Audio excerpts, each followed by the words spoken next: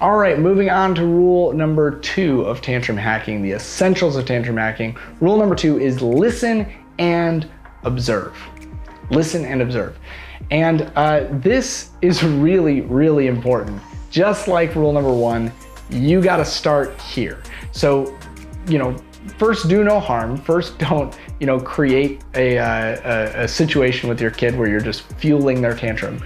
But then, how do we actually begin to move them through their tantrum and out of their tantrum? And this is by listening and observing what's going on with them. I know that this might sound obvious or sound unnecessary, but it's not. And to understand why we have to do this, I want you to think about the fact that you probably have adults who are like this in your life too. Let me give you an example. I used to have a coworker who, when we would go to office parties, Christmas parties, whatever, they would get a little bit too drunk, to be honest, and they would start, revealing their opinions about the world and politics and everything to anybody who would listen. And they would corner you, with a drink in their hand, and they would start talking to you nonstop.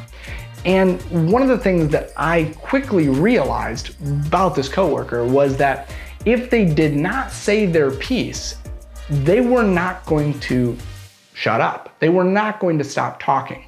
They really, truly were passionate in that moment about whatever it was on that day that they were excited to, have a debate with somebody about at an office Christmas party, which just seemed ridiculous to me. But for them, it was massively important.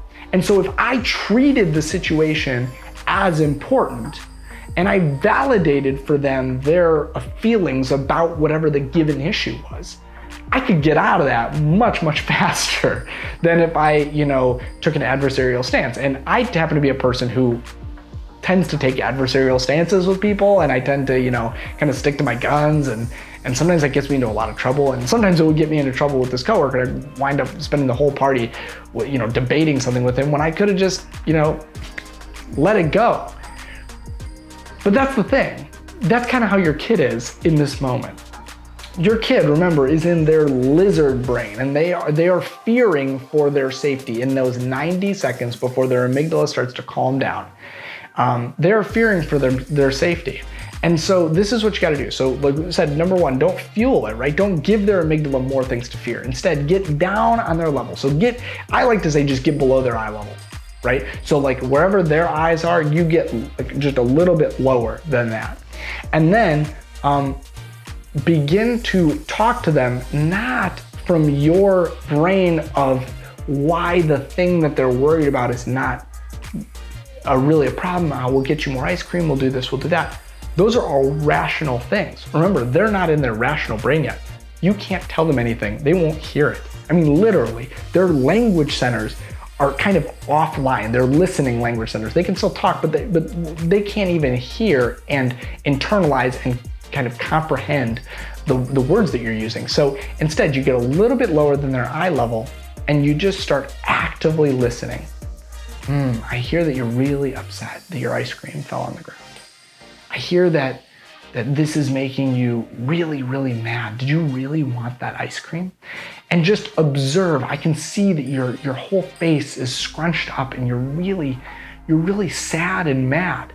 So you're just observing and you're listening, and as you do this, and as you coax them into telling you what is making them feel this way, and they may not exactly be able to put it into words, especially if they're little, 3 years old, it's going to be hard for them to kind of put these things into English language for you. But as you are kind of doing that and just rhythmically using your voice, very calm voice, remember, a loud voice is just going to fuel the fire. Calm voice, steady voice, kind of smooth jazz voice, late night radio host voice. And, as you're kind of offering them, I can hear this and I can see that you're really upset, and I'm so sorry that you're upset. And you can use physical touch, non-aggressive touch, in the same way as you can, take your height, you can go below them. You can take your voice, you can go below them. Same thing with your body. Instead of, physically, wanting to, getting these big, Emotions, you can have really smooth, slow motions, rub their arms, rub their back, something like that, wipe away their tears nicely. As you do these things, what you're doing is you're triggering their body, hey, now we can tell the safe person what was making us feel like the world was going to end, like we were going to get hurt or that we were in this big emotional state. Because remember, for your kid, they are keenly aware that they don't have much control over whether they quite literally live or die. If you just stop feeding your kid, it would be, I mean, maybe if they're 7 or 8, they'd figure it out. But if you just stop feeding your kid, it would be a struggle for them. If you just stop paying the mortgage, they'd be homeless, right? So understand, they understand this. They know that you are their connection to life. And so now you're offering them, instead of being an additional threat to their personhood, which is, by the way, you can be more threatening than anyone else because they know that. But instead of offering them an additional threat to their amygdala, now you're saying, help me understand how I can help you through this. And just like that drunk coworker, they will eventually tell you what is upsetting them, what's making them feel this way. And when they do that, it's actually their lizard brain tapping into their prefrontal cortex, the beginning of reaching out into their rational brain to put these language links together to say what they're gonna say. So you've already begun the process towards regulation. As soon as they start putting coherent words and sentences together, you are on the path, my friend. Like, you are close, you are getting there. So just live into that, right? And then when they tell you, when they verbalize, whatever the silly, nonsensical thing is, I'm so upset that I can't fly like Sky from the Paw Patrol, right? Like, whatever the nonsensical, ridiculous thing is that they are upset about, whether it would make you upset or not, you are going to repeat back to them, I hear that you are upset that you can't fly like Sky from Paw Patrol. That would make me upset too, if that was important to me. That might have sounded ridiculous to you, but I promise you, to your kid in that moment, who is experiencing all of the very real feelings with that totally irrational response, that was exactly what they wanted you to say. And once their amygdala, that lizard brain, has heard that and has internalized, my safe adult has heard what I needed to say. I've gotten it off my chest. They've heard it. They've acknowledged what I'm saying. They can fix it now. That lizard can just crawl back down and start to go back to sleep, which is where you want it, before it got poked and prodded and woke up from something that it shouldn't even have woken it up in the first place.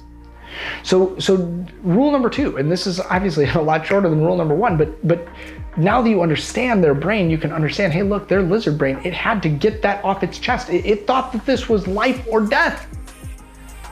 Now that it's gotten that, now that you've listened and observed, right? Observing is part of this, because if you start to tell them, reflect back to them what their body's doing, it can sometimes help them put this into words. Now that you've listened to them and observed to them and reflectively listened, told them, I hear you, I can say what your concerns are back to you. That's how much I understand why you're upset. Now that you've done this, your kid will start to move through, because that's all that stuff. What you just did is starting to release those parasympathetic nerves. Boom, trickle down, start to put water on that fire. So step 1, don't put gasoline on the fire. Step 2, acknowledge what caused the fire to begin with. And then that's gonna start their internal process of trickling that down. Let's move on to step 3.